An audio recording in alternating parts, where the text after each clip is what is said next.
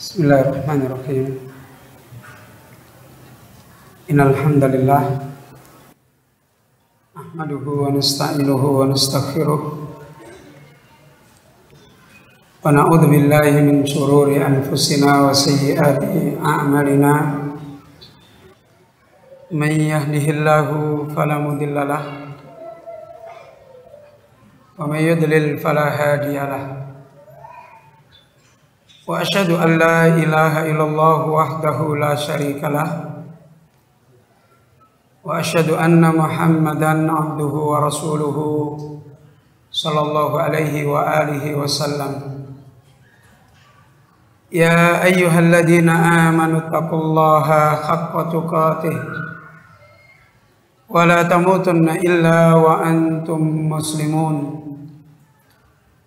Ya ayyuhan nasu attaqu rabbakum alladzi khalaqakum min nafsin wahidah wa khalaqa minha zawjaha wa batha minhuma rijalan katsiran wa nisaa'a wattaqullaha alladzi tasaaluna bihi wal arham innallaha kana 'alaikum raqiba.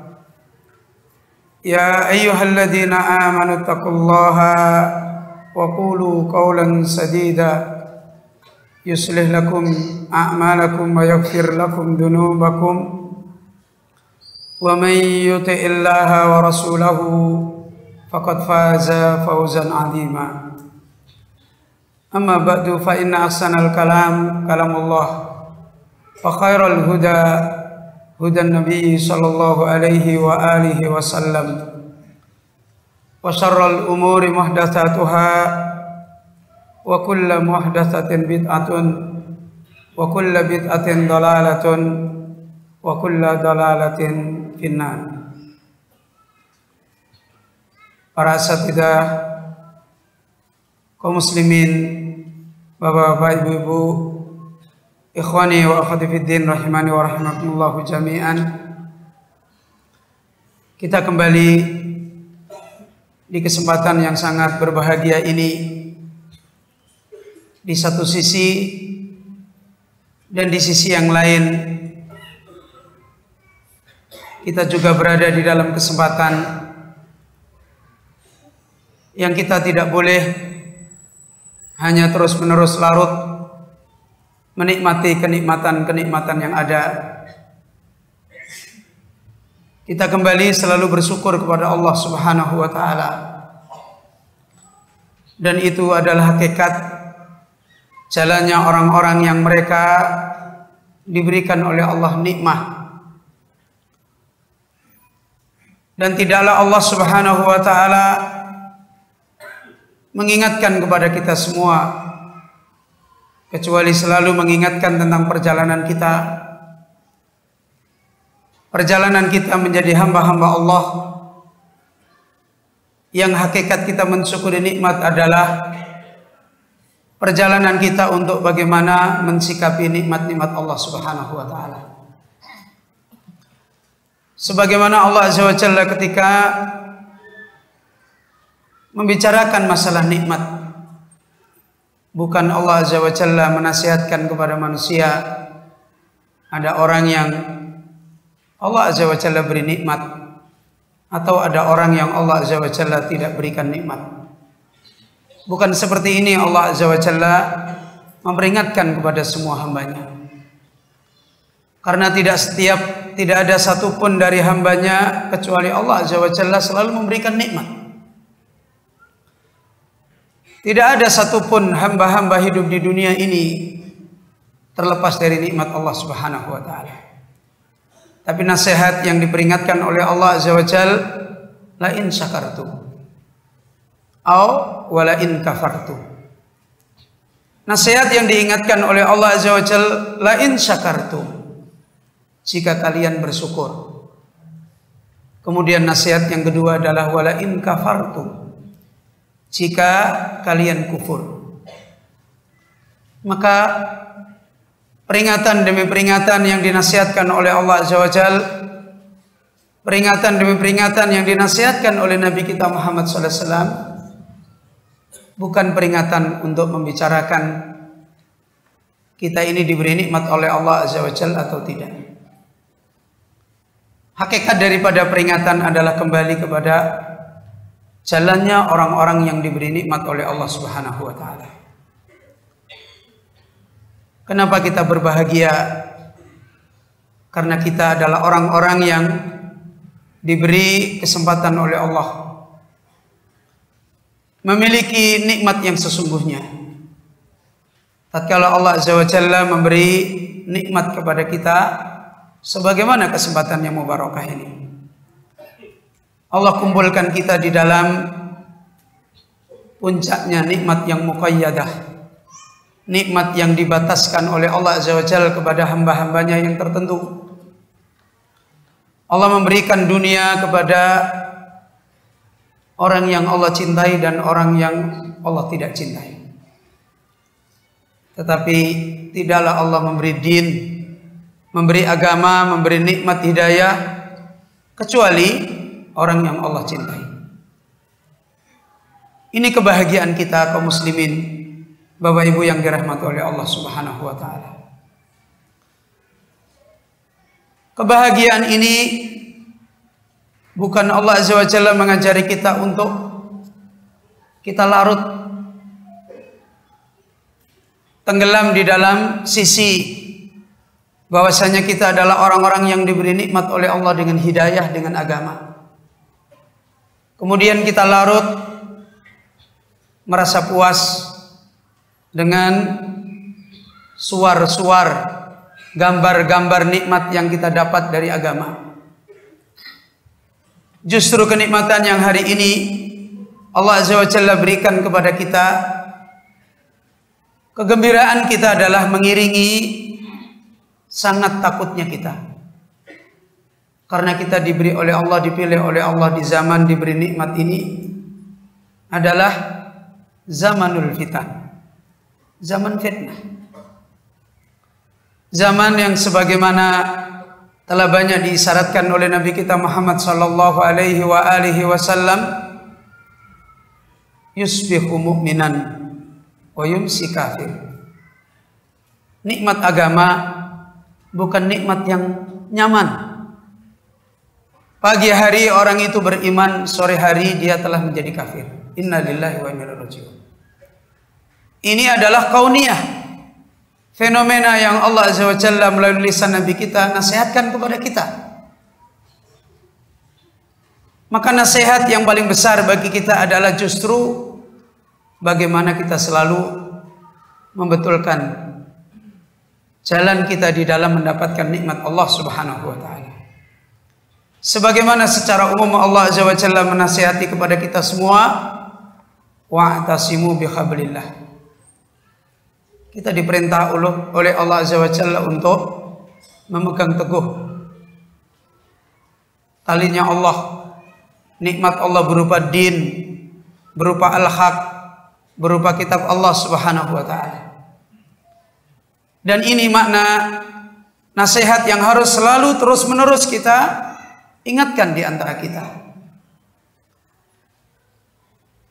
Seorang penyair Arab telah menasihatkan, tarjun najata walam tasluk masalikahu, innas safinata la tajri fil yabas. Kalian semua menginginkan keselamatan. Semua makhluk Allah Azza wa Jalla pasti ingin selamat, ingin meraih kemenangan, ingin meraih kebahagiaan. Nikmat ini adalah nikmat yang muwafaqah, nikmat yang disepakati oleh semua hamba. Hatta al-Imam Ibnul Qayyim menjelaskan, hatta al-hayawanat wa hatta an-nabat, sampai pun binatang ternak, sampai pun tanaman-tanaman yang ditumbuhkan oleh Allah, mereka ini sepakat di atas nikmat ini. Tarjun najah. Kita semuanya ingin keselamatan, ingin kenikmatan. Kesepakatan kita di atas keinginan kita menjadi hamba yang selamat, ini bukan hakikat nikmat yang sebenarnya. Ini bukan hakikat nikmat yang sebenarnya kita telah meraih nikmat. Karena kesepakatan kepentingan kita, kesepakatan kita di dalam hati-hati kita menginginkan menjadi orang selamat, ini pada dasarnya adalah nikmatul fitrah. Nikmat yang merupakan bawaan secara ijmal, secara global. Secara global semua hamba-hamba Allah sepakat mereka adalah orang-orang yang ingin selamat. Karena itu dinasihatkan di dalam syair ini, tarjun najata. Ketika kita semuanya, kalian semua menginginkan keselamatan, bukan diukur dari keinginan, tapi diukur dari jalan. Ketika kenyataannya walam tasluk masalikahu, ketika kenyataannya kita adalah orang-orang yang tidak menempuh jalannya, maka sebagaimana seorang penyair memberikan perumpamaan, innas safinata la tajri fil yabasi. Kapal itu tidak pernah bisa berlayar di tanah yang kering yang tidak ada airnya. Walaupun orangnya ingin berlayar di atas kapal. Kaum muslimin, Bapak Ibu yang dirahmati oleh Allah Subhanahu wa taala. Karena itulah Allah Azza wa Jalla mengingatkan, "Qul in kuntum tuhibbunallah." Katakanlah wahai Muhammad, jika kalian semua tuhibbunallah, jika kalian semua mencintai Allah Subhanahu wa taala, maka Allah tidak menjawab yuhibbukumullah, enggak. Syekh Shalih bin Abdul Aziz Al-Utsaimin ketika menerangkan ayat ini, jawaban Allah bukan setelah tuhibbunallah, bukan setelah iddia dakwahan bahwasanya kita adalah orang yang cinta kepada Allah. Ini bukan jawaban. Jawaban yang diberikan oleh Allah yuhibbukumullah bukan setelah ayat in kuntum tuhibbunallah. In kuntum tuhibbunallah yuhibbukumullah, bukan seperti ini. Tapi jawabannya adalah setelah fattabi'uni. Jawabannya adalah setelah ayat fattabi'uni. Ikutilah aku, Rasulullah sallallahu alaihi wasallam. Baru ada jawaban yuhibbukumullah. Maka para ulama kita menasihatkan, hakikat daripada makna kita kembali kepada Allah adalah kembali kepada islahut thariq. Kembali kepada bagaimana kita selalu membetulkan jalan. Bagaimana kita selalu melihat perjalanan kita, bukan melihat pengakuan kita, bukan melihat dakwah kita, bukan melihat anggapan-anggapan kita. Dan demikian pula Allah Azza wa Jalla mengajari kita semua, sebagaimana di hari-hari kita selalu minta kepada Allah. Permintaan ini juga diminta oleh Rasul kita Muhammad sallallahu alaihi wasallam. Juga diminta oleh generasi kaum muslimin sejak dari dulu sampai hari ini. Kenyataannya nasib manusia tidak sama. Kita selalu meminta kepada Allah Azza wa Jalla, ihdinas siratal mustaqim. Kita selalu minta kepada Allah. Dan ini adalah permintaan wajib yang kita selalu diperintah oleh Allah untuk berdoa dengan doa yang seperti ini. Rasul kita Muhammad sallallahu alaihi wasallam juga berdoa dengan doa ini. Hari ini kita juga berdoa. Para salafus saleh radhiyallahu anhum mereka juga berdoa. Tapi lihat waqi', kenyataan. Allah Azza wa Jalla memberikan kepada mereka tidak sebagaimana memberikan kepada kita. Allah memberikan kepada orang-orang tertentu tidak sebagaimana yang lain. Apa yang menjadi masalah? Bukankah sama-sama berdoa? Yang menjadi masalah adalah sikap kita di dalam berdoa kepada Allah Azza wa Jalla. Sikap kita ketika kita minta kepada Allah Azza wa Jalla, apa yang kita minta. Maka ayat doa yang kita baca ini sebenarnya sudah diberikan kaidah oleh Allah Rabbul Alamin, di mana Allah Azza wa Jalla memberikan tafsir yang merupakan kaidah bagaimana kita merealisasikan doa kita. Allah Azza wa Jalla menyebutkan siratal ladzina an'amta, supaya kita ketika minta kepada Allah punya jalan sebagaimana jalannya orang yang ditolong oleh Allah, diberi nikmat, yaitu kembali kepada jalannya siratal ladzina an'amta alaihim, jalannya orang-orang yang engkau Allah beri nikmat kepada mereka. Kita minta kepada Allah, Allah memberikan kaidah agar kita mempunyai jalan yang benar di dalam meminta hidayah, jalan yang disebut oleh Allah secara khusus. Karena itu hakikat dari semua masalah adalah ma'rifatut thoriq, kemudian salakat thoriq. Hakikat daripada bimbingan agama kita adalah membimbing kita untuk mengenal jalannya Allah Azza wa Jalla dan bagaimana kita menempuh jalannya Allah Azza wa Jalla. Itu yang benar. Dan karena itu Allah sebutkan di dalam ayat yang lain, minan nabiyyina wasiddiqina wassyuhada wassalihin. Allah sebutkan siapa orang-orang yang kita harus ikuti jalannya, yang mereka ini adalah di atas siratan mustaqim. Allah menyebut minan nabiyyin. Kita disuruh mengikuti jalannya para nabi. Wasiddiqin, mengikuti jalannya orang-orang yang siddiq, orang-orang yang agama mereka, din mereka adalah benar. Wasyuhada, mengikuti jalannya orang-orang yang hidupnya dengan agama, berjuang di jalan Allah Rabbul Alamin, syahid di jalan Allah. Wassalihin, dan mengikuti jalannya orang-orang yang saleh.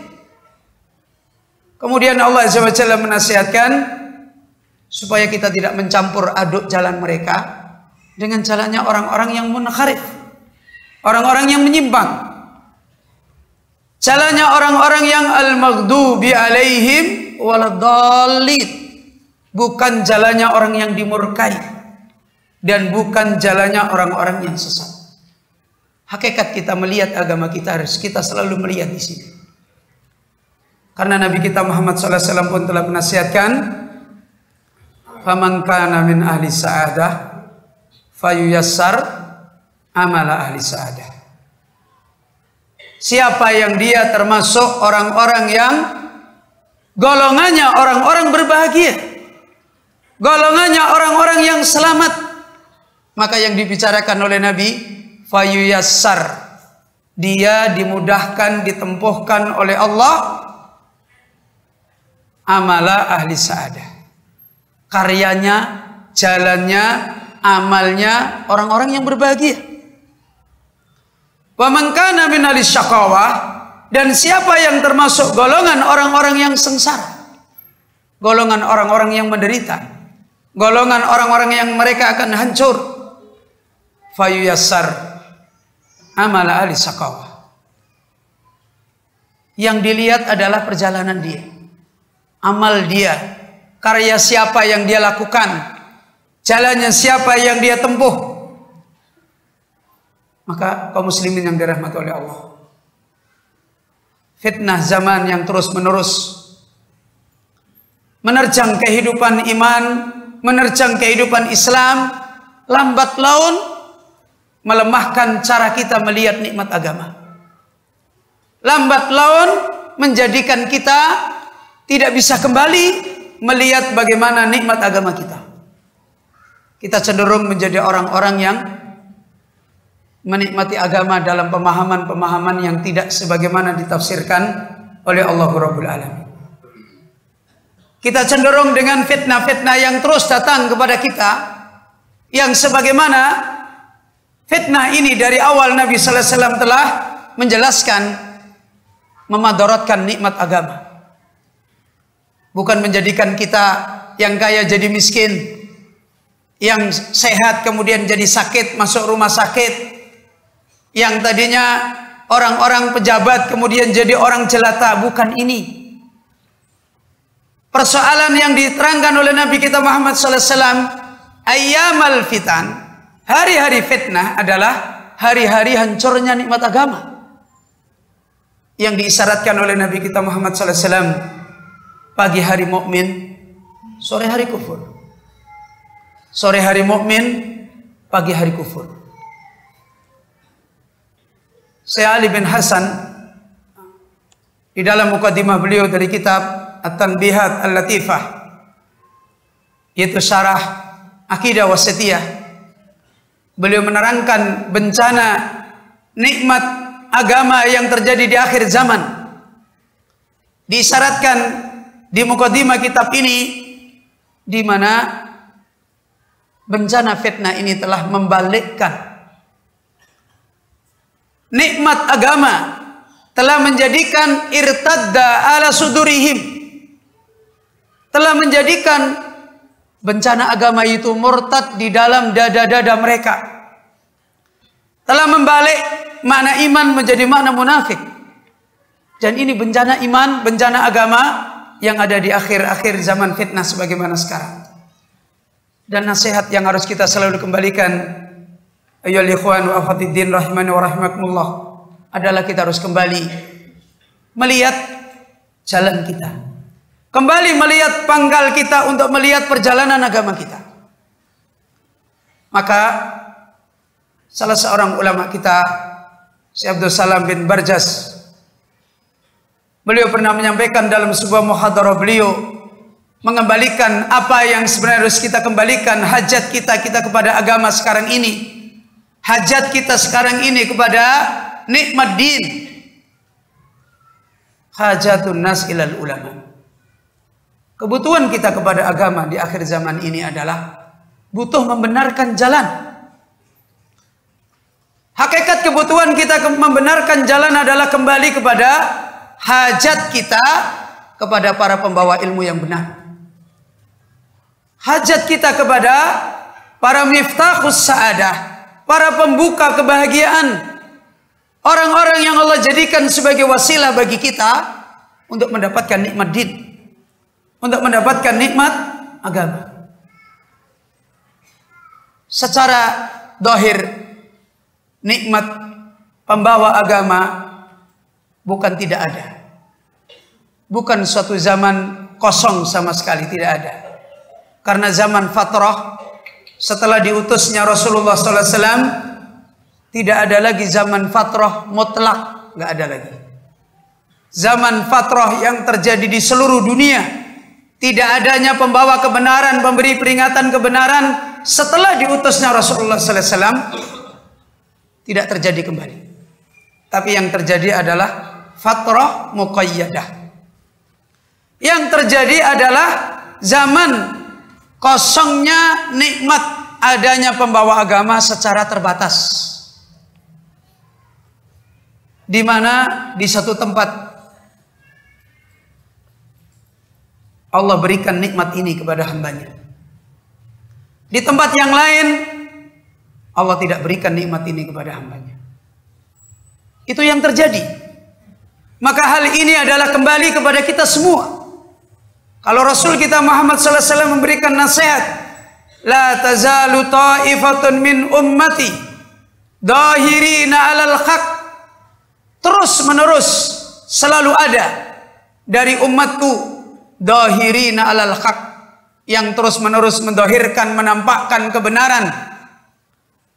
Kalau Rasul kita memberikan nasihat seperti ini, bukan kemudian kita bingung, kita bangga setiap hari kita kelilingkan hadis ini kemana-mana, bahwasanya kita adalah golongan yang selamat karena kita bisa membaca hadis ini. Bukan.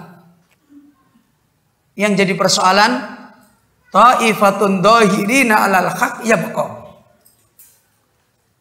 fi makanin muayyan, di tempat yang telah Allah kehendaki, ditentukan oleh Allah. Yang jadi persoalan, apakah kita dapat nikmat ini?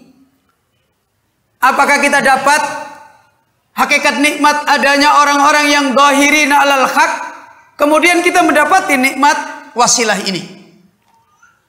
Karena seringkali banyak manusia salah paham, sehingga beliau Syekhul Islam Ibnu Taimiyah menulis kitab yang sangat kecil secara khusus tentang nasihat ini, Al-Wasithah Bainal Haq wal Khalq.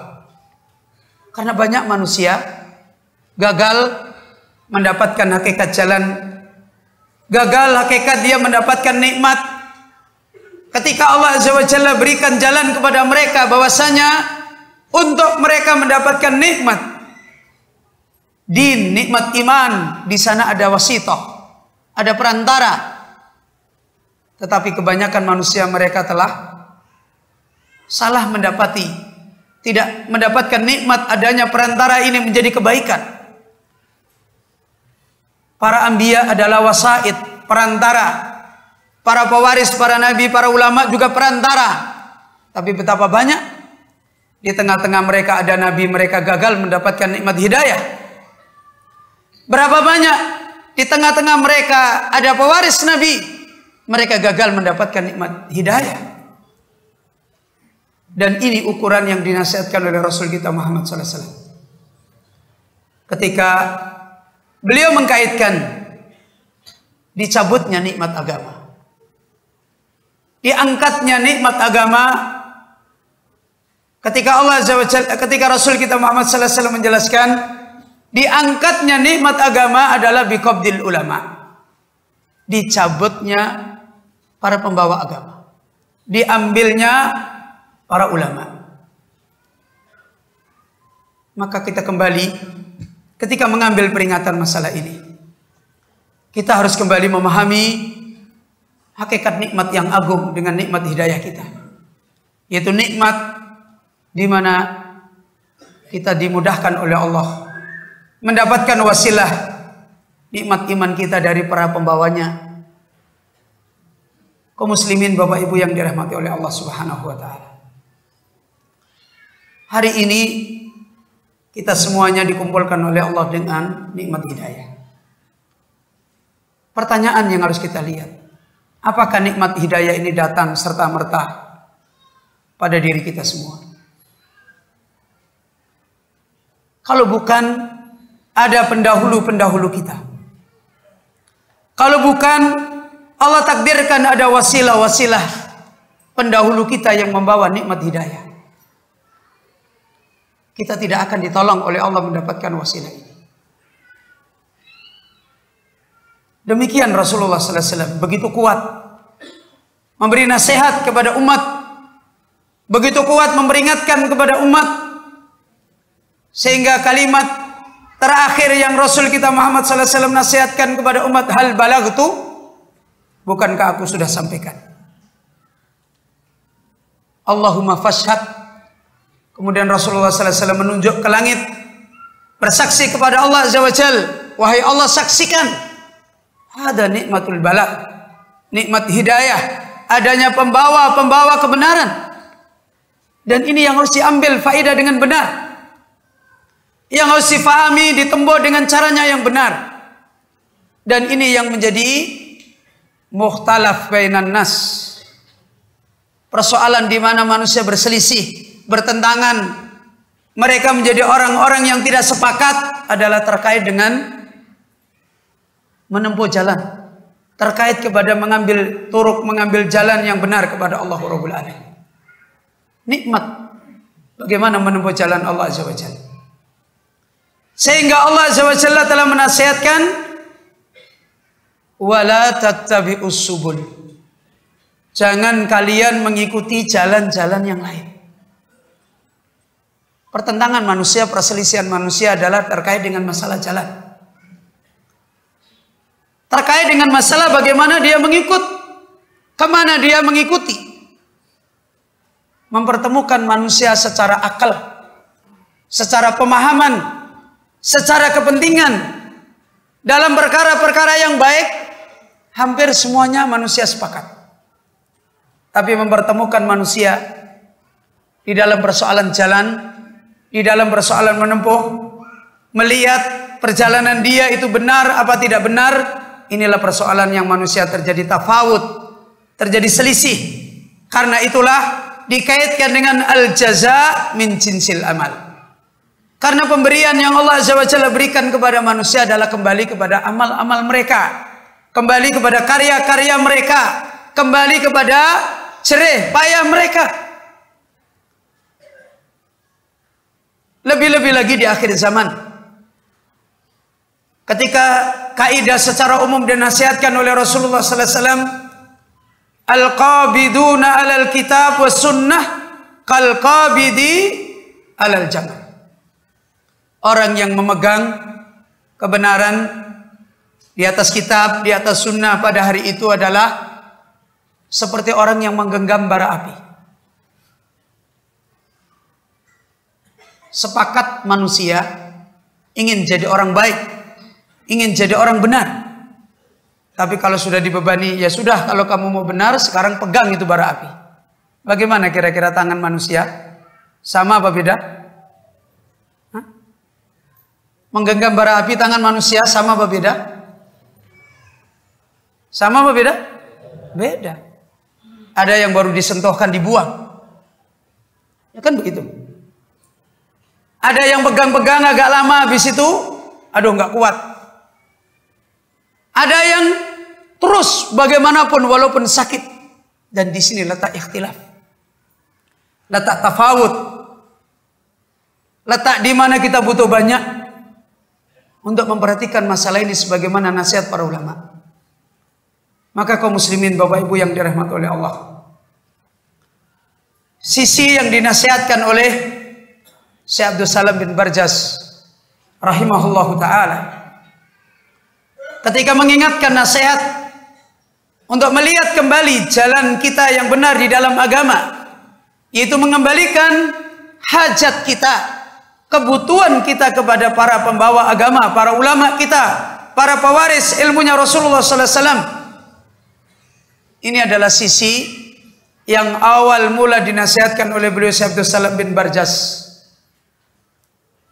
sebagai hajatun mulikhatun, sebagai sisi kebutuhan yang sangat darurat, kebutuhan yang sangat mendesak, kebutuhan jika kita semuanya ingin kembali kepada agama Allah Azza wa Jalla dengan terbimbing, kembali kepada agama Allah Azza wa Jalla mendapatkan nikmat seperti ini, harus kembali seperti ini. Kebutuhan yang mendesak,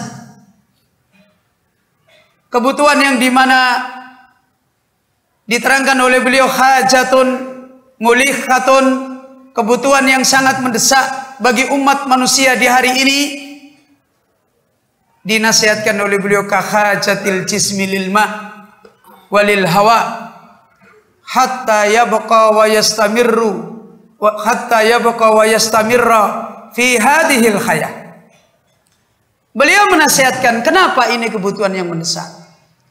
Beliau memberikan perumpamaan dengan bahasa masal, perumpamaan kahajatil jismi lil ma, seperti butuhnya jasad kita kepada air, walil hawa, dan seperti butuhnya jasad kita kepada udara. Bagaimana kebutuhan jasad kita kepada air? Allah jadikan air adalah apa?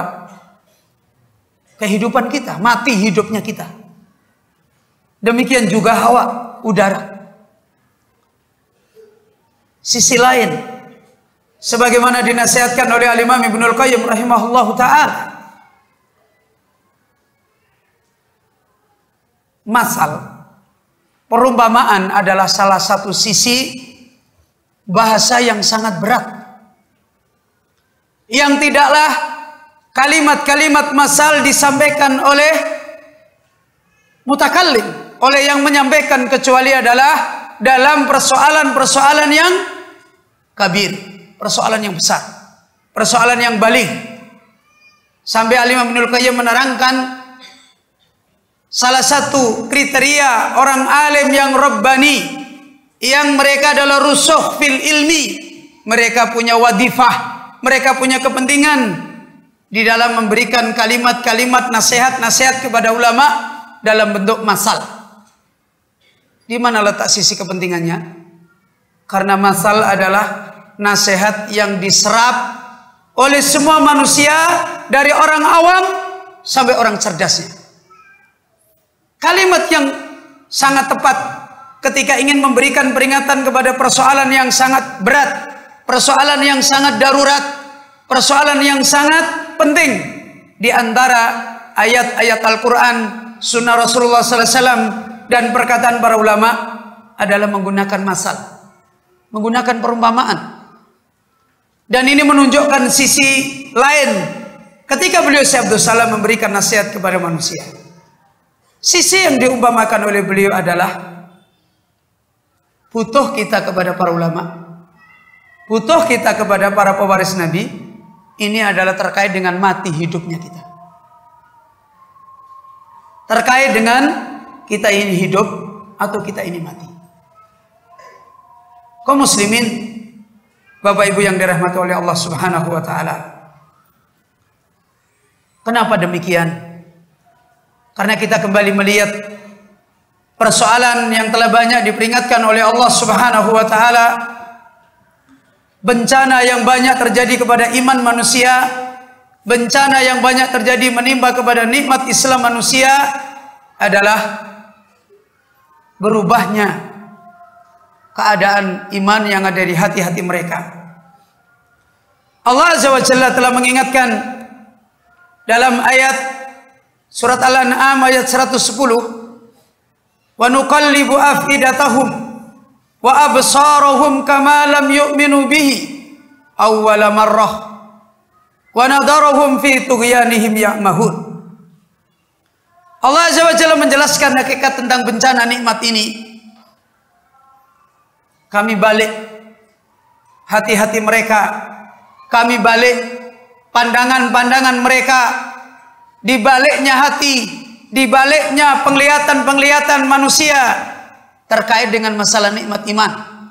Kama lam yu'minu bihi awwala marrah. Sebagaimana ketika mereka dulu di awal mula tidaklah orang-orang yang mereka beriman. Wa nadarahum fi tughyanihim ya'mahun. Dan bencana yang diisyaratkan oleh Allah ketika manusia di balik nikmat iman yang ada di hatinya, di balik cara melihat iman yang ada di dalam hatinya, dibiarkan oleh Allah. Wa nadarahum, kami biarkan mereka fi tughyanihim, di dalam kesesatan-kesesatan mereka ya'mahun, dan mereka dibiarkan oleh Allah bingung. Ayat ini diterangkan oleh beliau Syekh Sa'di rahimahullahu taala. Beliau mengambil mafhum mukhalafah daripada ayat ini. Idza lam yu'minu awwala marratin ya'tihim fiha da'i wa taqumu alaihi al-hujjatu nu'aqibuhum bitaqlibil qulub. Bapak Ibu yang dirahmati Allah, beliau Syekh Sa'di ketika menjelaskan ayat yang merupakan peringatan Allah Azza wa Jalla tentang bencana iman,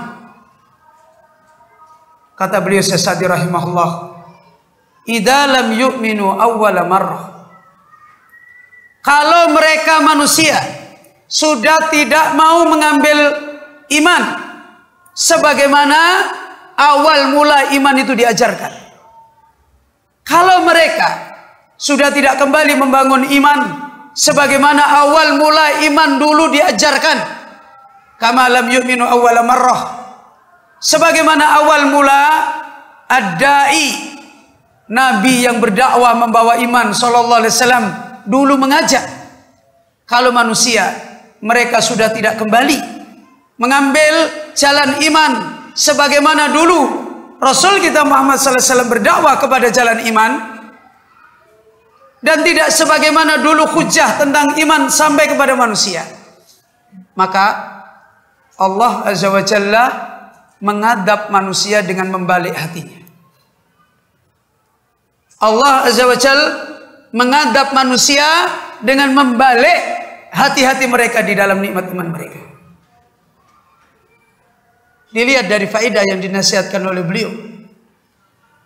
Maka bencana yang paling besar menimpa manusia adalah fitnah, di mana mereka tidak kembali belajar iman.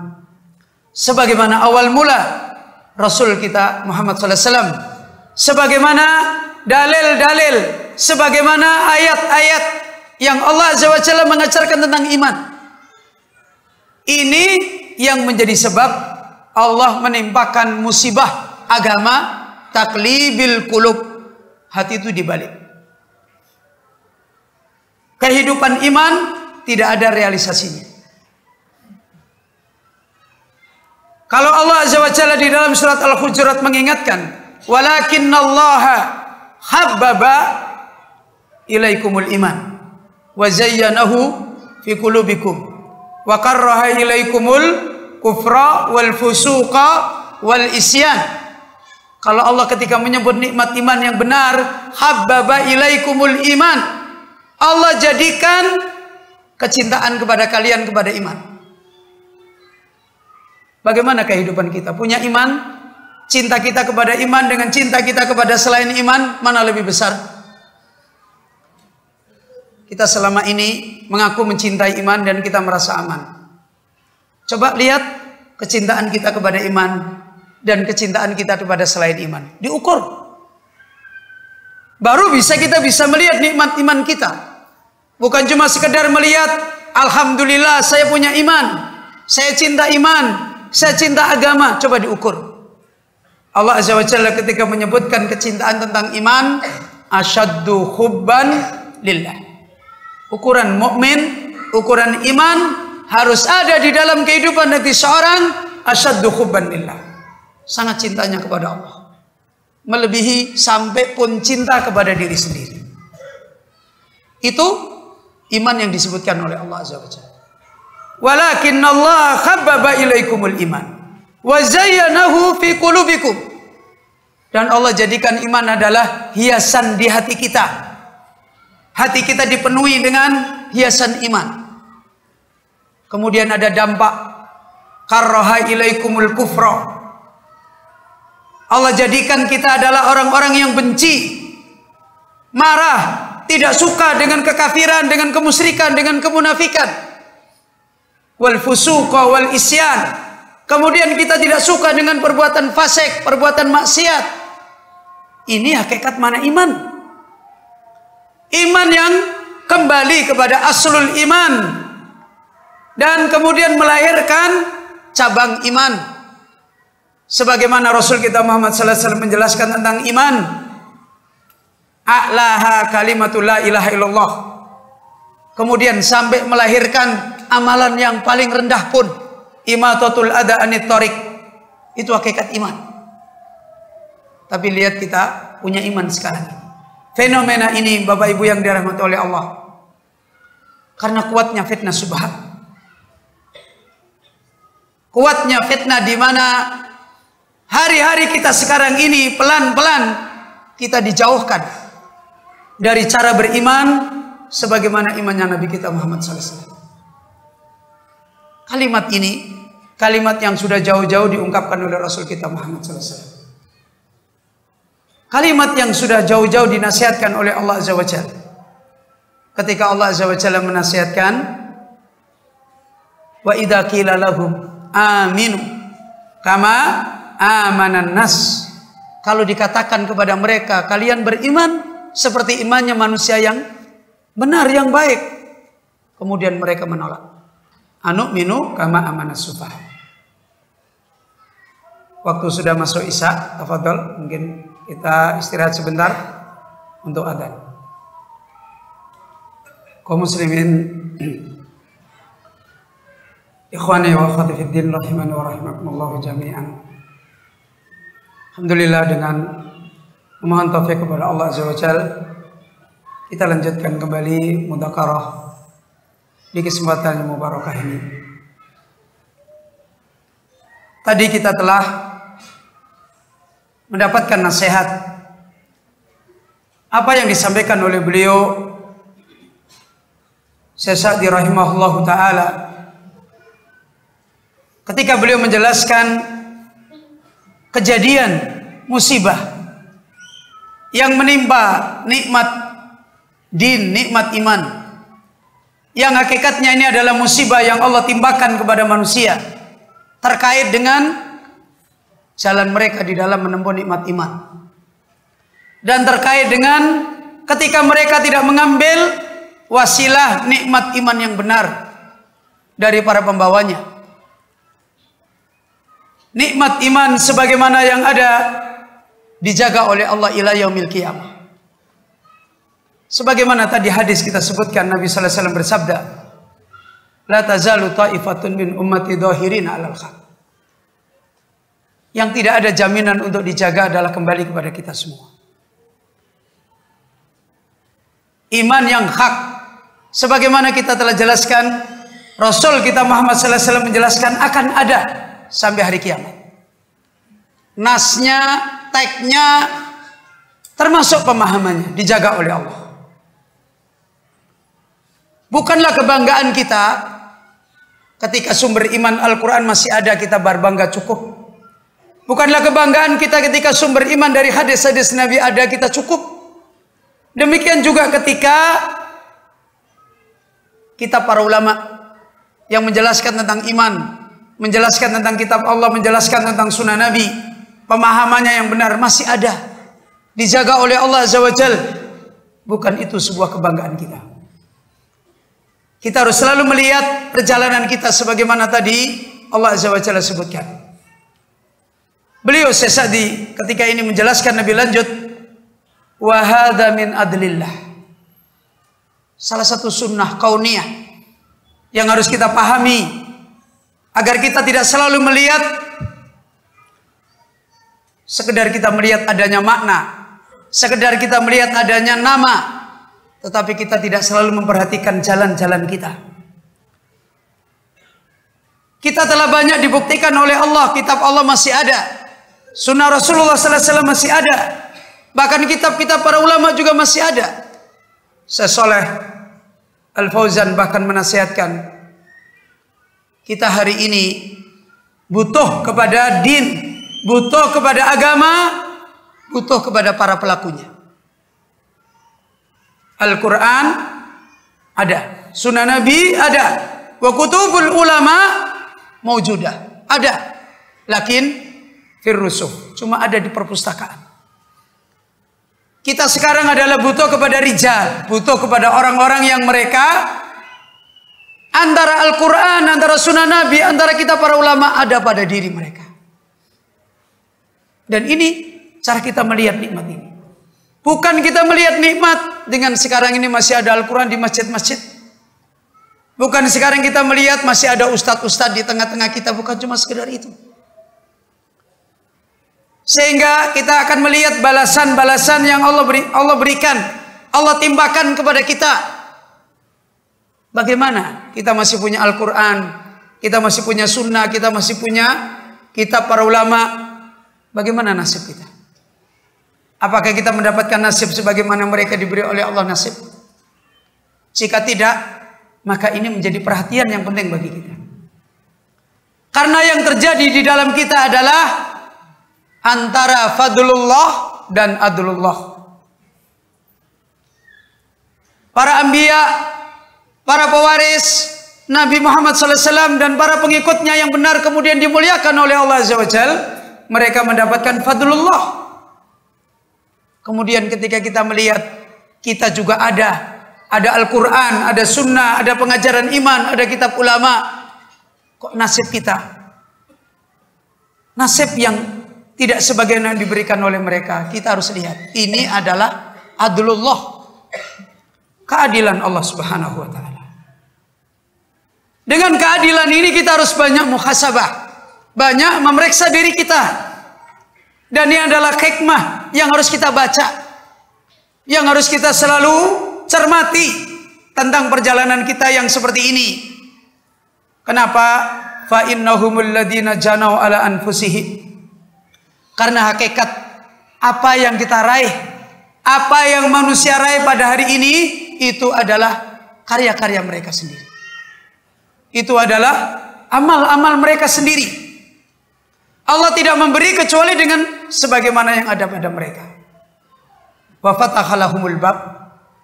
Allah buka pintu hidayah, pintu rahmat tidak pernah tertutup. Fataha lahumul bab falam yadkhulu. Tapi lihat, banyak manusia tidak mau masuk. Ada ulama berapa yang duduk di majelis ulama thalabul ilmi? Ada ustadz berapa yang duduk di sampingnya ustadz kemudian mengambil ilmunya ustadz? Berapa? Dibuka pintu. Dibukakan pintu oleh Allah. Majelis ilmu dibuka. Ada ahlul ilm di tengah-tengah mereka.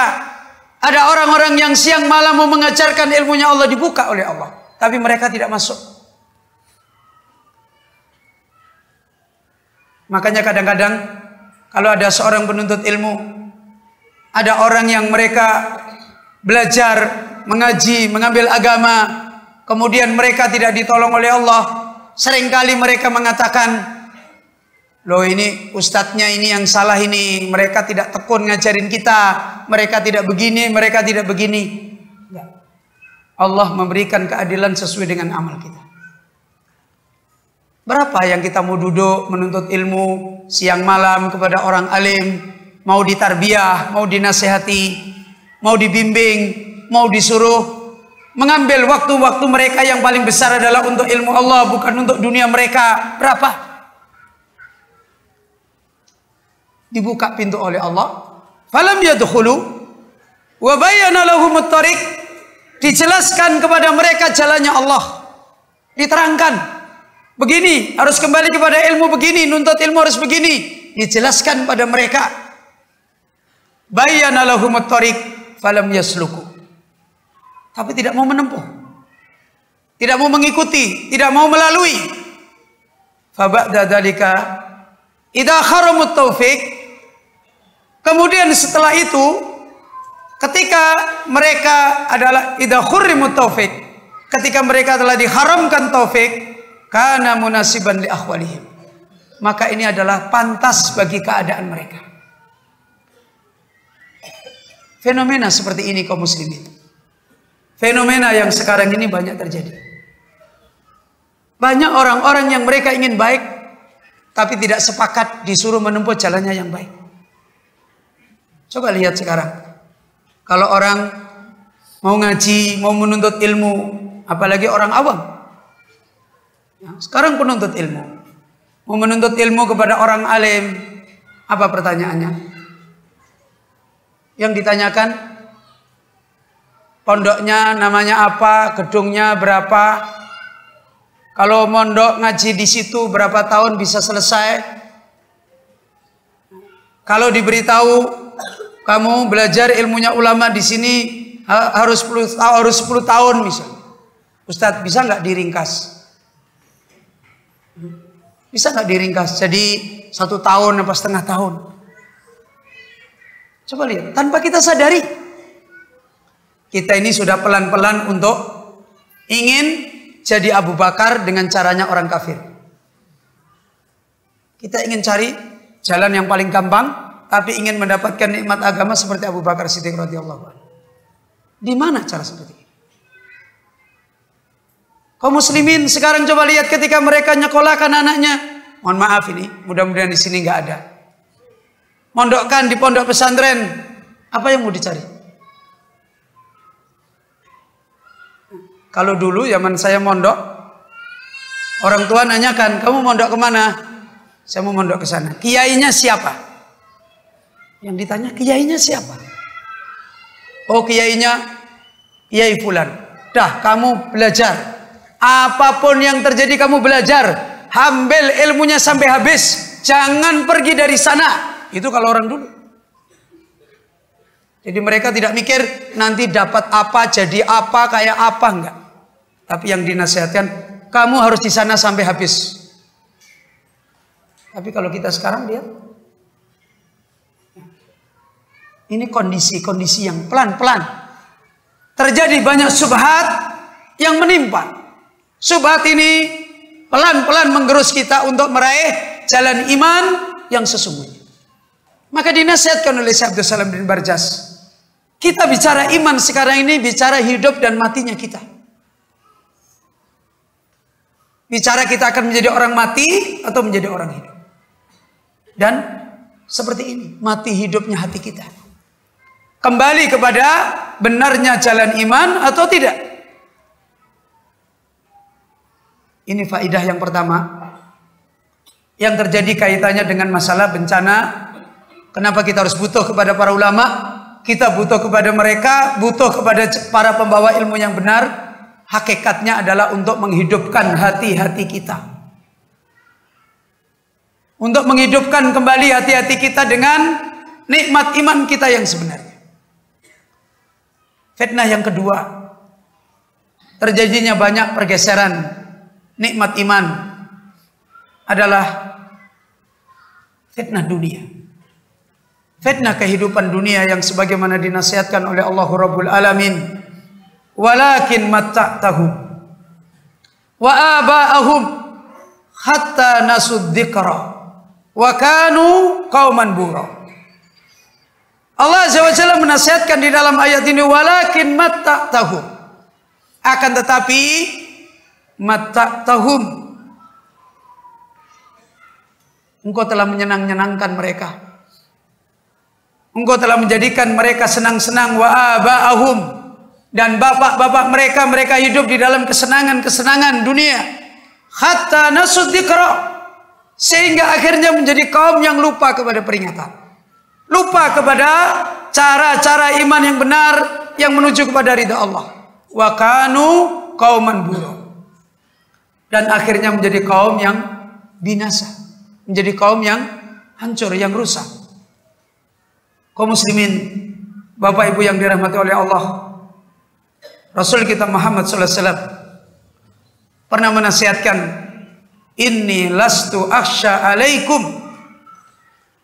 an tusraku walakin akhsha alaikumud dunya an tunafisuha. Kita tahu syirik adalah bencana besar yang terjadi di dalam iman seseorang. Tetapi yang ajib, Rasul kita Muhammad sallallahu alaihi wasallam mempunyai nasihat yang sangat dalam. Bukan kesirikan yang aku takutkan pada kalian. Bukan kesirikan yang aku takutkan kepada kalian. Walakin akhsha alaikumud dunya. Tapi yang aku takutkan pada kalian adalah dunia. Gimana cara memahaminya? Padahal kita tahu, inna syirka ladulmun adzim. Syirik adalah dosa yang paling besar. Tapi Rasul kita Muhammad sallallahu alaihi wasallam menjelaskan, bukan aku takutkan pada kalian syirik, tapi aku takutkan pada kalian adalah dunia. Padahal dunia boleh nggak kita ambil? Hah? Boleh nggak kita ambil? Boleh. Kenapa Nabi malah lebih takut kepada dunia yang difitnahkan kepada kita daripada kesyirikan? Karena Nabi memperingatkan jalan. Kalau orang itu tidak menempuh jalan syirik, terjadi syirik nggak? Terjadi syirik nggak? Enggak terjadi syirik, ngapain ditakutkan? Ya. Sama saja kalau kita mengatakan, saya tidak takut hantu, tapi saya takut kalau jalan yang saya tempuh ini ketemu hantu, kan begitu? Ya, kan begitu. Padahal sebenarnya dia takut hantu nggak? Ya takut, ya kan? Mana cerminnya? Saya takut kalau saya jalan menuju kepada hantu. Sebenarnya Nabi sallallahu alaihi wasallam mengkhawatirkan umatnya pada syirik enggak? Iya. Dari mana? Dari jalan syirik. Di antaranya adalah fitnah dunia. Fitnah dunia. Yang sebagaimana fitnah ini diingatkan oleh Nabi kita Muhammad sallallahu alaihi wasallam. Bahkan dalam riwayat yang lain Nabi sallallahu alaihi wasallam bersabda, bagaimana proses yang perlu kita lihat prosesnya. Karena tidak ada orang tiba-tiba dengan mobilnya, dia di depan mobil terus sholat, saya menyembah mobil, nggak ada begitu. Yang jadi persoalan adalah gimana praktek, bagaimana proses orang itu masuk ke dalam jalan-jalan yang menjadikan dia syirik. Rasul kita Muhammad SAW menjelaskan dalam riwayat yang lain, walakin akhsha alaikumud dunia. Saya sangat takut kepada kalian kepada dunia. Bagaimana itu? Antunafisu fiha. Kalian menjadi orang yang saingan. Ini prosesnya. Saingan kepada dunia. Fitnah ini juga jauh-jauh hari dinasihatkan oleh Nabi kita Muhammad SAW kepada para sahabat. Bagaimana kalian kalau Persia dan Romawi diberikan oleh Allah kepada kalian? Bagaimana sikap kalian kalau Romawi dan Persia diberikan oleh Allah kepada kalian?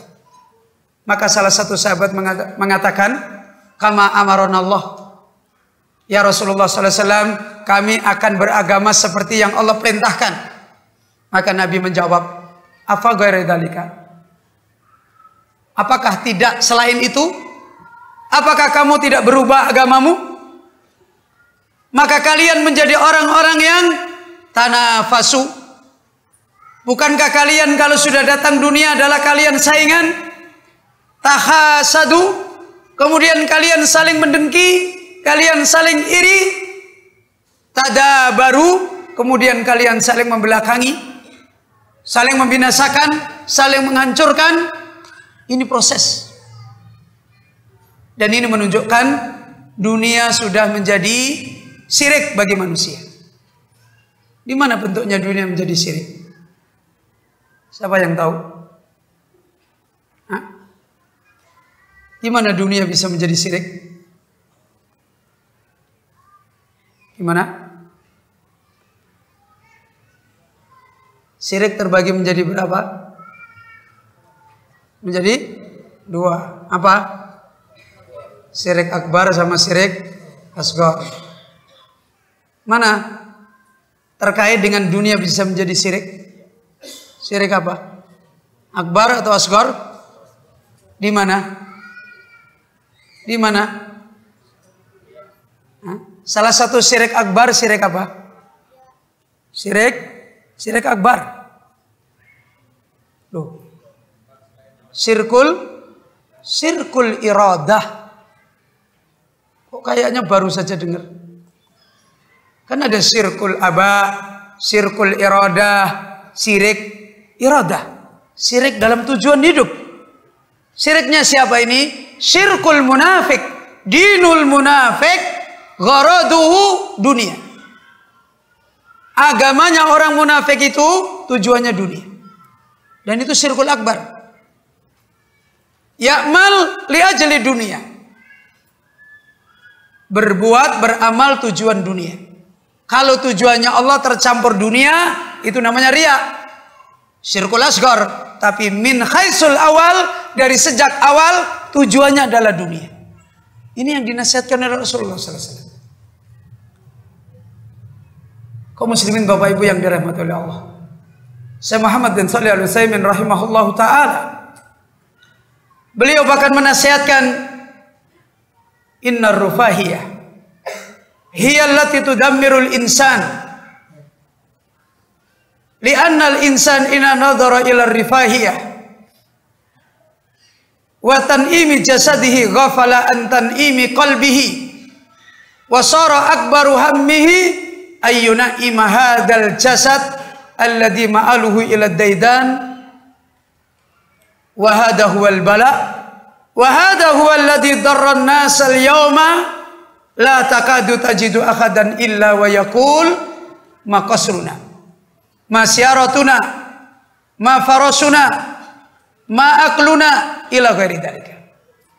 Kata beliau Syekh Muhammad bin Shalih Al-Utsaimin rahimahullah, hidup rifahiyah, hidup mewah, hidup senang-senang, hidup mengambil dunia untuk litamattu, li ajli taladdud, li ajli tamattu, hidup mengambil dunia melebihi hajat mereka. Itu adalah dinasihatkan oleh beliau, bersenang-senangan dengan dunia itulah tudammirul insan. Itulah yang membinasakan agama manusia. Karena manusia itu secara tabiat sudah punya cinta kepada dunia enggak? Hah? Sudah punya cinta nggak kepada dunia? Sudah tabiatnya cinta, kemudian dia melihat mengambil dunia dengan taladdud, dengan nikmat. Gimana dia? Nambah cinta atau mengurangi cinta? Hah? Nambah cinta atau mengurangi? Menambah cinta. Tabiat manusia. Kalau dia sudah mengambil dunia dengan cara mencari kesenangan, mencari kenikmatan, maka dia akhirnya menjadi orang yang lalai kepada membahagiakan hatinya. Lalai kepada mencari kenikmatan hatinya dengan iman.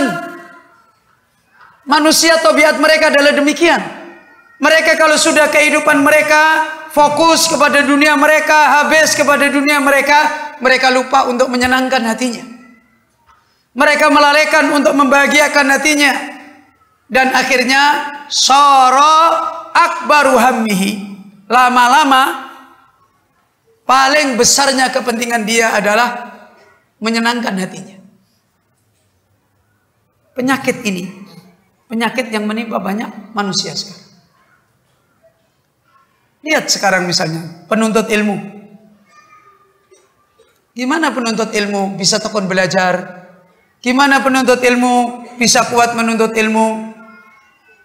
Kalau di kiri kanannya ada keju, ada roti, ada gulai, ada ikan bakar, ada ikan ini, ada ikan ini, ada hadiah lagi, ada HP, ada apa? Bisa dia menuntut ilmu dengan baik? Enggak mungkin. Ada orang mengatakan teorinya, Ustadz makanannya yang gizinya cukup, dikasih fasilitas, kasih apa, kasih ini, nanti dia akan bangkit menuntut ilmu. Tidak, bangkit ngorok. Nggak mungkin. Nggak ada. Mana ada ulama menasihati seperti itu? Nggak ada. Nggak ada seperti itu. Taladdud akan membawa orang tenggelam. Akan membawa orang lupa. Hatinya jadi keras. Dan ini, kata beliau Syekh Utsaimin, hada huwal bala. Inilah sebenarnya bencana darran nasal yauma yang hari ini banyak menimbakan bencana pada agama manusia dan akhirnya membawa kerusakan dalam hidup manusia. Kita lihat, coba lihat fenomena yang sekarang ini kita banyak terjadi. Sadar apa yang kita lihat sekarang ini? Merampok biasa kita dengar, membunuh orang biasa kita dengar, Dolim sama orang biasa kita dengar. Apa? Sumbernya apa coba? Taladdud di dunia. Sumbernya adalah ingin mengambil dunia dengan senang-senang. Tidak puas kepada dunia. Terus mereka ingin mencari kesenangan hidup dengan dunia. Dan penyakit ini pelan-pelan sekarang menggerogoti iman kita. Kita dididik dengan cara-cara kembali kepada iman yang jauh dari iman yang diajarkan oleh Nabi Muhammad SAW, dan kita dididik dengan fitnah dunia yang tidak sadar menenggelamkan iman manusia. Coba kita realistis saja. Saya sering tanya sama beberapa bapak-bapak pejabat yang jadi pejabat-pejabat yang kelihatan punya kekuatan, punya himmah, punya integritas yang baik. Coba lihat dulu hidupnya.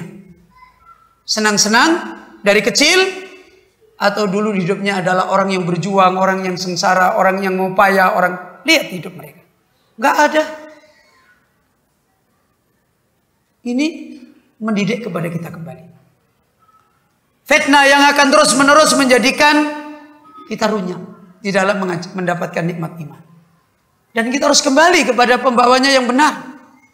Kembali kepada orang-orang yang membawa iman dari para ulama kita, yang mereka selalu mengembalikan pengajaran iman kepada ilmu yang diajarkan oleh Nabi, dan mendidik kita iman yang diajarkan yang bisa menjadikan kita terbentengi dari fitnah syahwat, sehingga hati kita bisa hidup kembali, sehingga hati kita bisa kembali mendapatkan nikmat iman.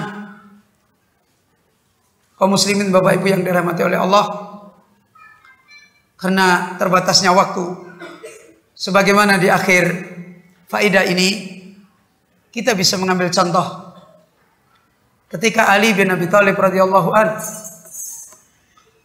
mendidik murid beliau. Suatu ketika Ali membawa salah satu muridnya ila nahiyatil Jabban, dibawa kepada tempat yang disebut Nahiyatul Jabban. Nahiyatul Jabban diterangkan sebagian ulama adalah tempat yang terpencil, yang jauh dari keramaian.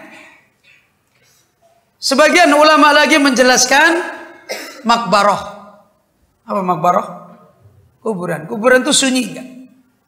Sepi, ya kan? Sunyi, sepi. Dibawa ke sana, baru dinasihati, baru diberikan pengajaran oleh Ali bin Abi Thalib.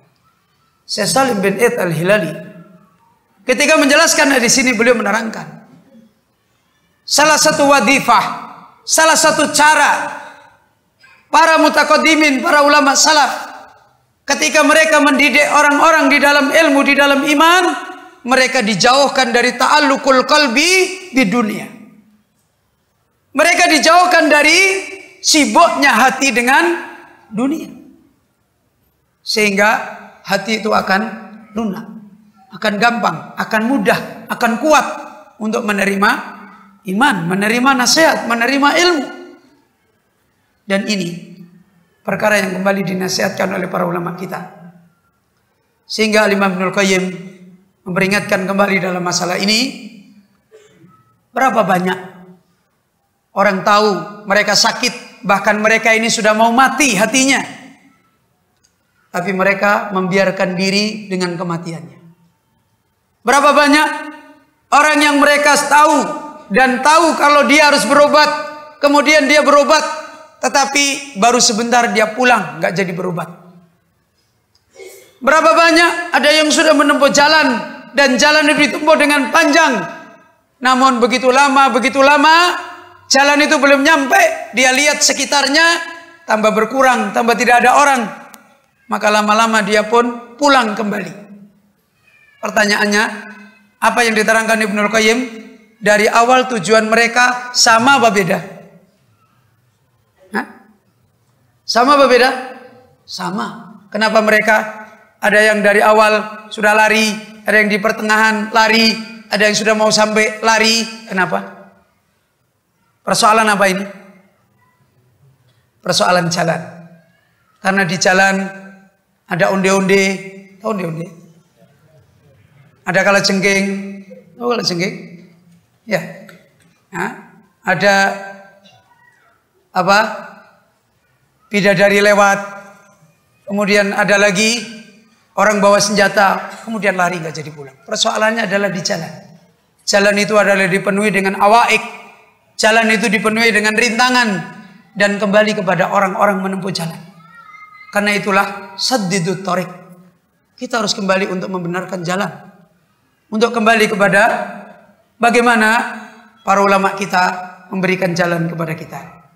Bapak Ibu yang dirahmati oleh Allah, sebagaimana kesempatan ini adalah kesempatan yang pendek, yang kita semuanya alhamdulillah dengan nikmat Allah diberi kesempatan untuk saling menasihati, dan semoga kesempatan ini adalah kesempatan di mana Allah jadikan ilmu yang nafi' bagi kita semua, dan semoga kita ditolong oleh Allah Azza wa Jalla untuk diberi kekuatan mengikuti jalannya orang-orang yang diberi nikmat oleh Allah, yang Allah sudah mudahkan di depan kita, di tempat kita, di daerah kita.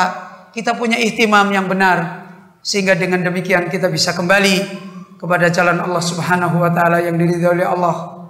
Dan saya mohon maaf kepada Bapak Ibu semua, apa yang bisa saya sampaikan ini di kesempatan yang mubarakah ini, dan insya Allah mudah-mudahan sebagaimana jadwal mudzakarah ini kita akan lanjutkan pada besok subuh, cuma mungkin di tempat yang lain. Ya. Dan saya mohon maaf kita akhiri majelis sampai di sini. Namun jika waktu memungkinkan dan ada dari para jamaah yang ingin bertanya terkait dengan faidah dan nasihat yang tadi kita sampaikan, jika masih butuh untuk dijelaskan kembali yang perlu dijelaskan, dan saya bisa menyampaikan kembali, menasihatkan kembali, insya Allah saya tambahkan kalau itu waktu memungkinkan. Kalau tidak, mudah-mudahan di kesempatan yang lain. Dan saya mohon maaf kepada para asatid semua khususnya dan para jamaah jika ada kekurangan dan kekhilafan, yang semuanya itu adalah dari diri saya sendiri. Dan semoga Allah mengampuni dan semoga Allah memberikan kita ilmu yang nafi' dan mengambil kebenaran yang kita dapatkan. Nah, cukup. Alhamdulillah, Bapak Ibu yang dirahmati oleh Allah. Ini ada beberapa pertanyaan yang minta penjelasan kembali, dan pertanyaannya cukup banyak, dan sebenarnya pertanyaan ini harus dijelaskan oleh ustadz-ustadz kita di sini yang lebih banyak lagi. Cuma saya mewakili aja yang bisa saya jelaskan, tidak usah panjang lebar. Mohon maaf, ini mohon nasihat bagi kami yang semangat menghadiri kajian-kajian tematik yang sesekali ada seperti sekarang ini, dan jarang kajian rutin di tempat-tempat kami, dan terkadang merasa cukup hanya dengan ngaji di TV sunnah setelah mendapatkan nikmat hidayah sunnah.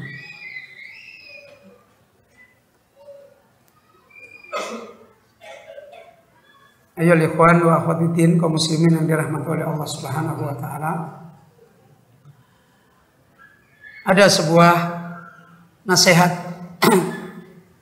yang disampaikan oleh para ulama kita, di antaranya dalam sebuah tulisan, hadhihi nasihati in kuntum turidu an-najah. Ini adalah nasihatku jika kalian menginginkan keselamatan.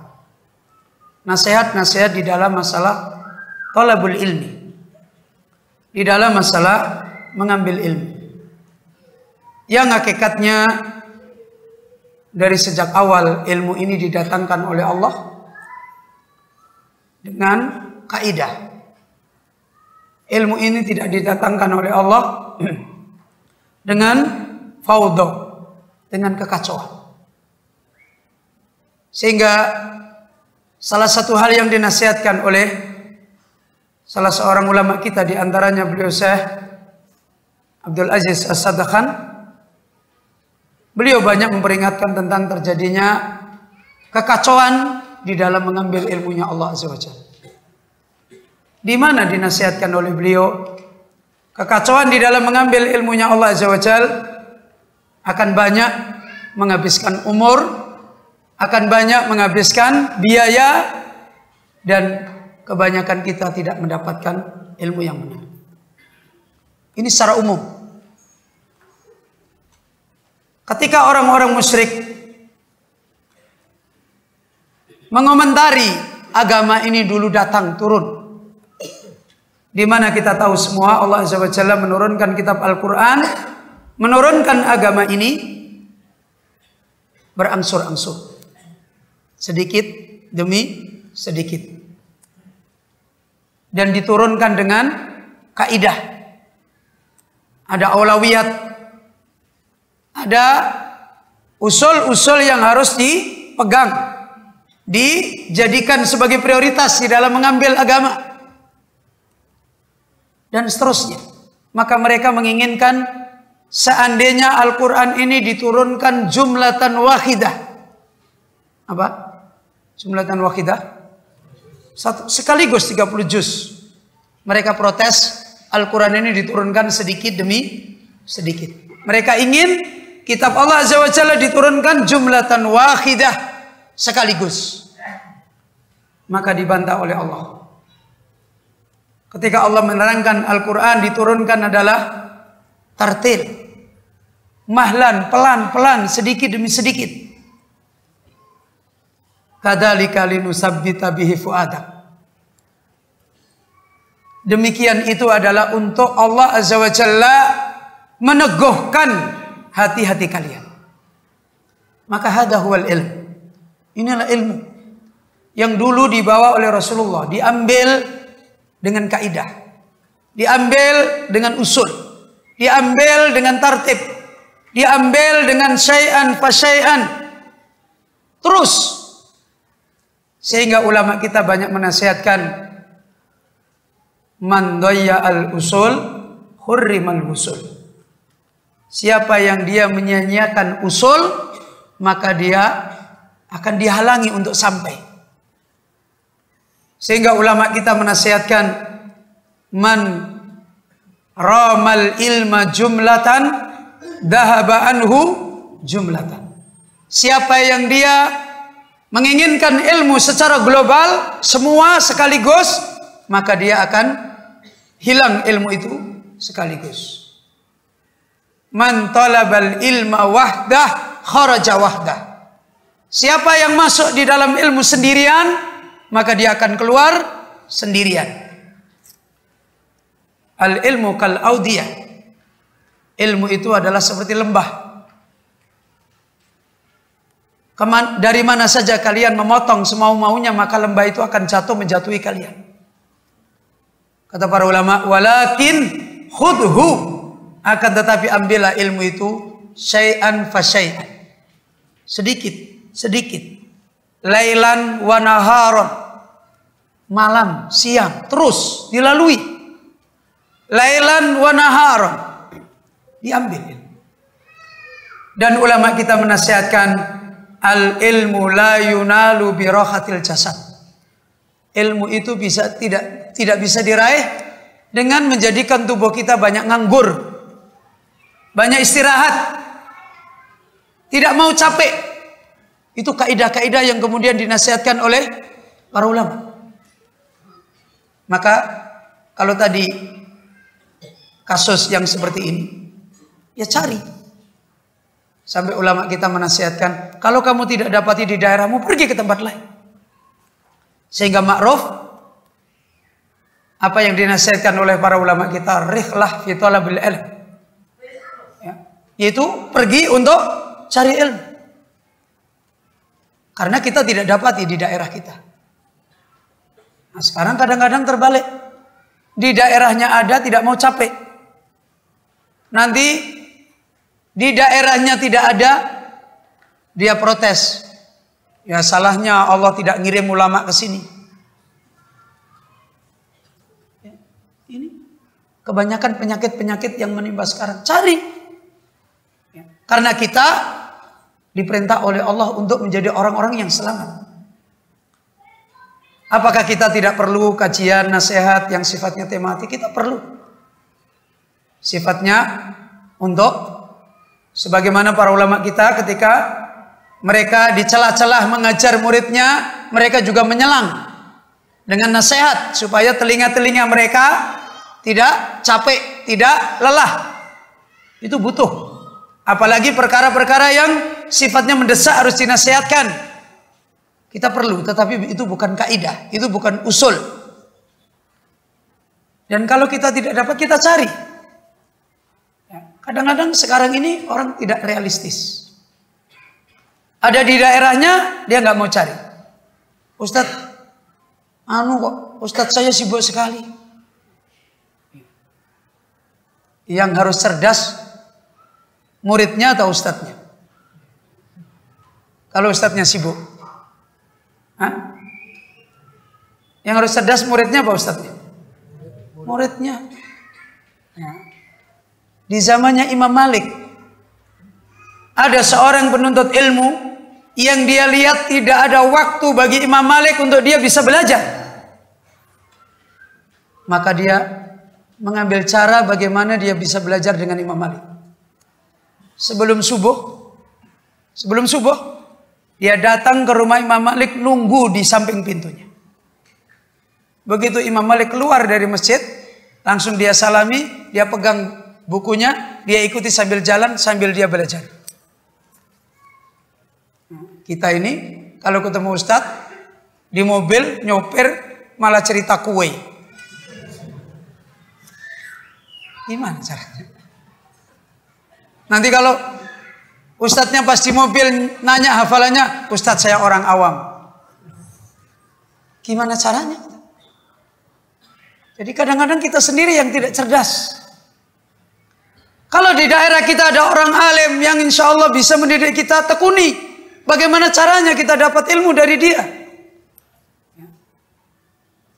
Imam Al-Imam Ibnul Qayyim rahimahullah, dalam sebuah penjelasan beliau diterangkan ulama, beliau nggak pernah safar thalabul ilmi. Nggak pernah. Nggak pernah Ibnul Qayyim itu pergi keluar untuk thalabul ilmi. Kalau Ibnul Qayyim keluar bukan untuk thalabul ilmi, tapi mudzakarah. Ketemu ulama, kemudian diskusi, saling mengambil faidah. Loh kenapa? Karena di daerahnya ada Syekhul Islam Ibnu Taimiyah. Nah kalau di sini banyak asatidz, banyak para ustadz-ustadz kita yang dulunya sudah belajar jauh-jauh. Bapak ibu kaum muslimin di sini thalabul ilmi. Kalau ustadznya sering naik mobil, ya coba diberhentikan ustadz, ganti motor lah ustadz. Bagaimana caranya yang cerdas supaya ustadznya dilapangkan hatinya untuk mendidik kita? Jadi kalau kita kembali melihat ini, ya berusaha agar kita mendapatkan ilmu yang nafi dengan thalabul ilmi yang benar, dengan kaidah yang betul. Adapun nasihat seperti ini, ya kita tetap ngambil sebagai kebutuhan kita untuk. Tapi thalabul ilmi yang betul harus kita pegangi.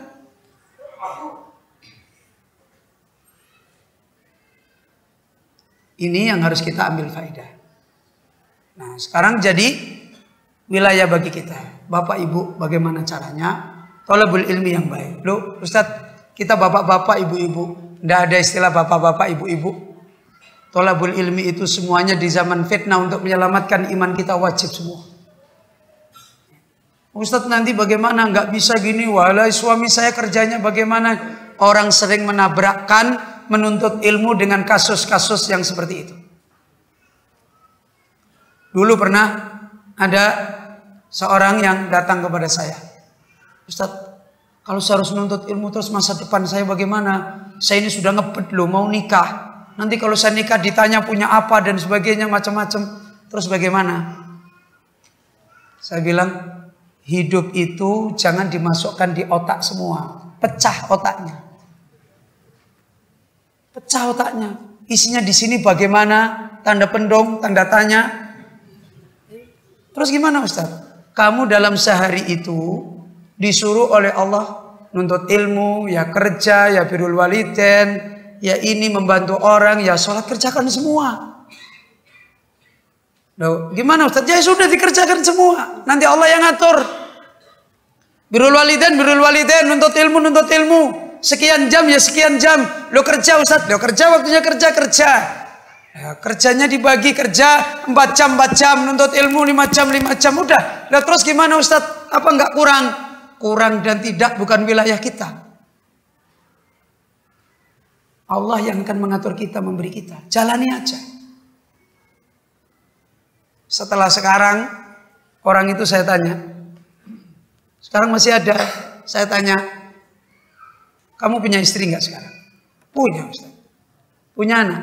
Punya. Berapa anakmu? 3. Punya rumah? Punya. Terus kamu pernah kelaparan nggak sekarang? Enggak. Kenapa dulu kamu takut?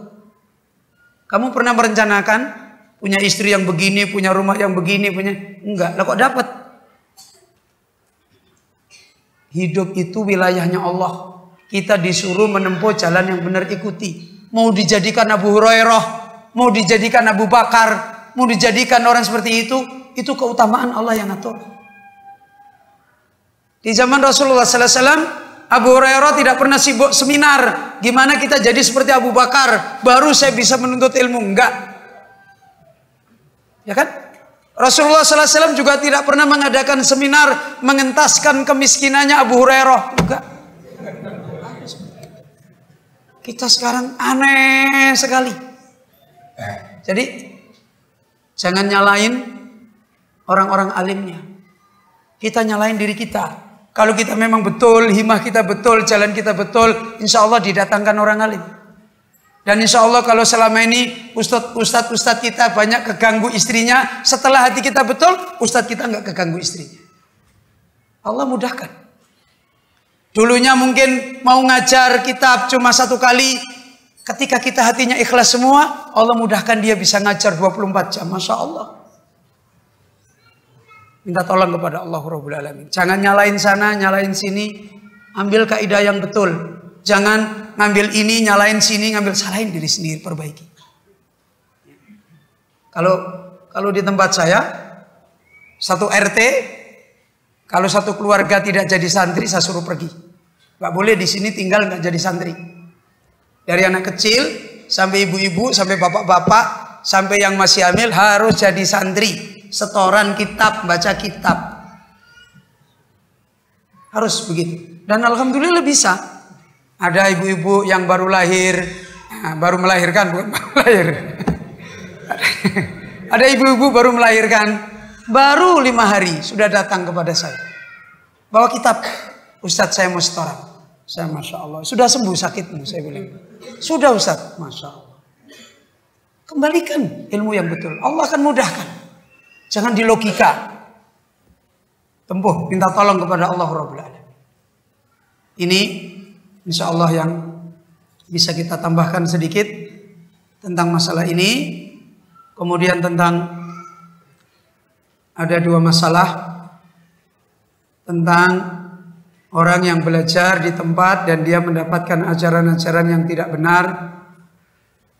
Di tempat kami belajar. Kemudian masalah berdakwah.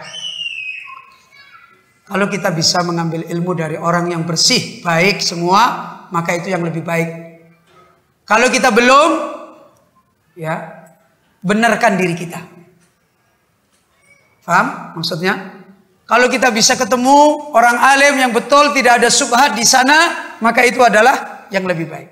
Kalau kita belum, kok kadang kita ketemu orang alim yang baik, kadang ketemu lagi guru yang nggak benar, perbaiki diri kita. Nanti Allah yang menyelamatkan. Perbaiki diri kita. Sambil terus minta tolong kepada Allah. Pernah mendengar Ashabul Ukhdud? Pernah mendengar kisah Ashabul Ukhdud? Di surat Al-Buruj? Apa itu? Kisahnya siapa? Hah? Ini di sini nih Ahlussunnah sejati sudah lama loh. Kisahnya siapa Ashabul Ukhdud? Hah? Seorang pemuda, betul? Yang rela mati di panah. Iya. Dalam rangka orang satu negara dapat apa? Dapat hidayah. Dia dulu penuntut ilmu enggak? Hah? Dia dulu penuntut ilmu enggak? Gurunya berapa? 2. Siapa satu? Yang pertama, guru Syekhul Awal.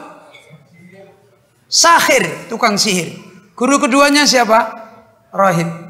Satu gurunya jahat, satu gurunya mulia. Ditolong oleh Allah, dapat ilmunya orang yang jahat atau ilmunya orang mulia? Orang mulia. Para ulama kita menasihatkan, kalau zaman terjadinya ta'addudul masadir, terjadinya berbagai macam aneh-aneh sumber-sumber ilmu, kembalikan, kuatkan diri kita. Minta tolong kepada Allah Rabbul Alamin sampai Allah memudahkan kita memilih mendapati yang benar. Dah, itu cara yang paling baik. Kalau bisa kita ambil yang utuh. Kalau nggak bisa, kuatkan diri kita. Perbaiki diri kita. Kemudian tentang bagaimana kita menghadapi fitnah dakwah, fitnah ini dan sebagainya. Di masyarakat, apa yang pertama kali didakwahkan? Yang pertama kali didakwahkan sebagaimana yang didakwahkan para anbiya. Apa yang didakwahkan para anbiya? Tauhid. Ya Ustaz kan tabrakan sama orang. Iya, naam.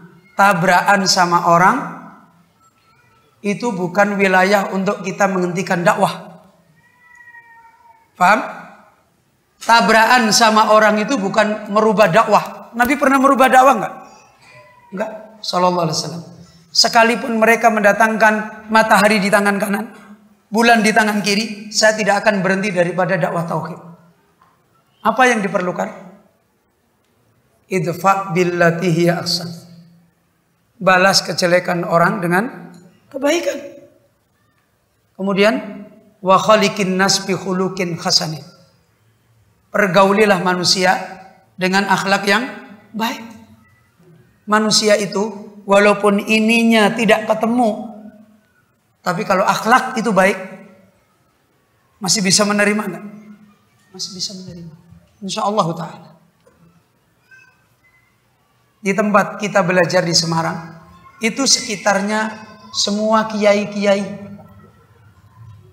yang acaranya beda. Tapi alhamdulillah Allah jaga sampai hari ini tidak menjadi fitnah yang besar. Kembali kepada masalah. Kadang-kadang kita dakwain yang benar tapi akhlak kita kepada manusia jelek. Kita tidak sabar dengan kejelekan manusia. Kita tidak sabar dengan keadaan yang ada pada manusia. Rasulullah SAW ketika berdoa ingin agar orang-orang musyrik yang tiap hari membunuhi orang Islam itu dijauhkan dari rahmat Allah, Allah menegur. Allah menegur Rasul kita Muhammad SAW. Laisa laka minal amri syai'.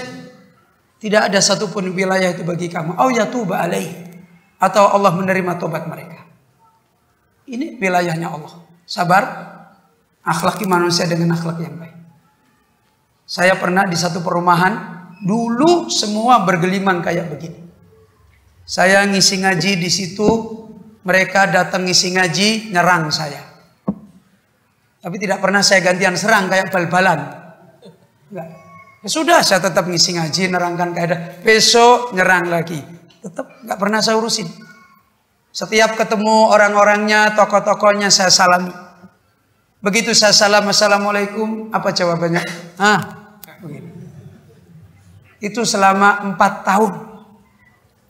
Sampai akhirnya orang itu datang ngaji dan alhamdulillah ngikuti sunnah. Dan wafat setelah ngikuti sunnah. Ayo ikhwan. Khaliqin nas bi khuluqin hasan. Berakhlak kepada manusia dengan akhlak yang baik. Idfa billati hiya ahsan. Balas yang lebih baik. Jangan rubah kaidah. Dakwah tauhid tetap dengan islah yang betul. Tapi khaliqin nas bi khuluqin hasan. Wallahu a'lam bishawab. Ini saja yang bisa saya tambahkan dan saya mohon maaf jika ada kekurangan dan khilafan. Cukup insyaallah. Aqimis shalah.